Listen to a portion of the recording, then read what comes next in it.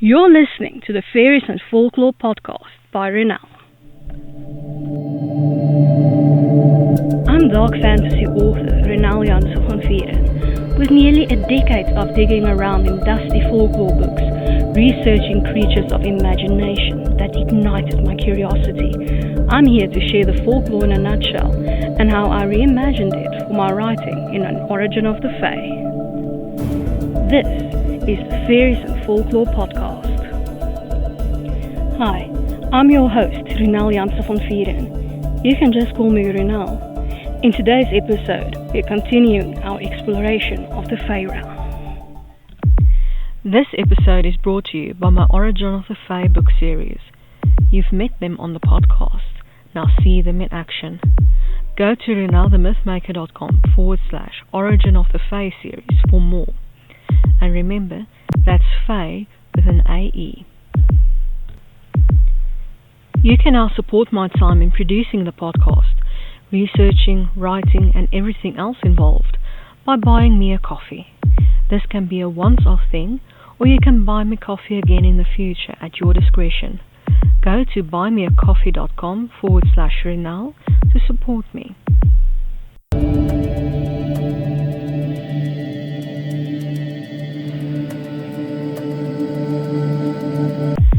We're continuing our exploration of the workers of death.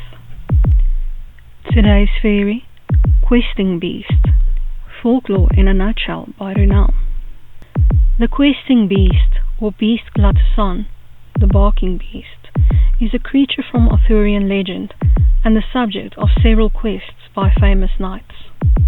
In medieval literature, the questing beast appears to a young King Arthur after his affair with Morgause.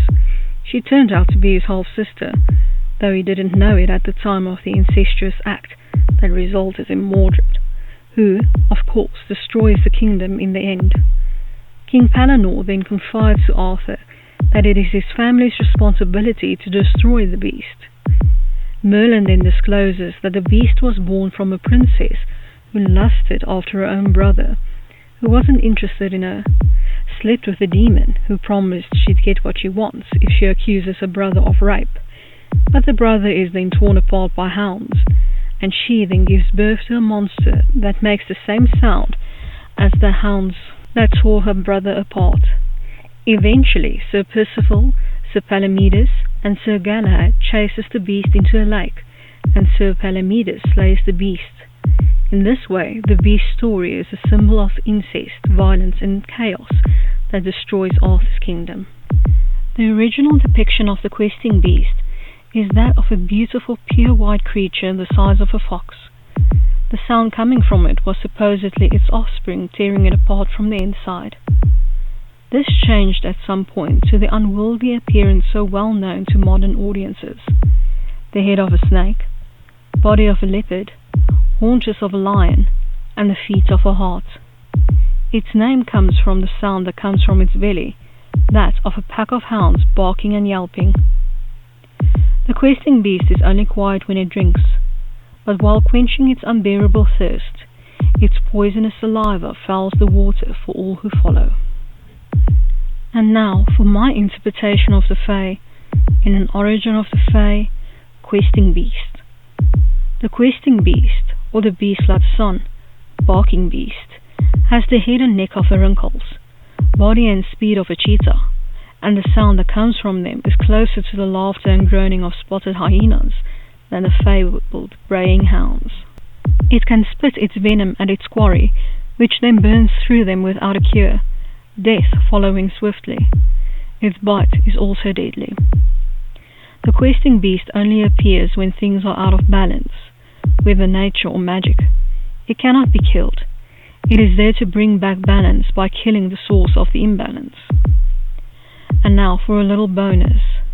Translation of questing beast to Afrikaans.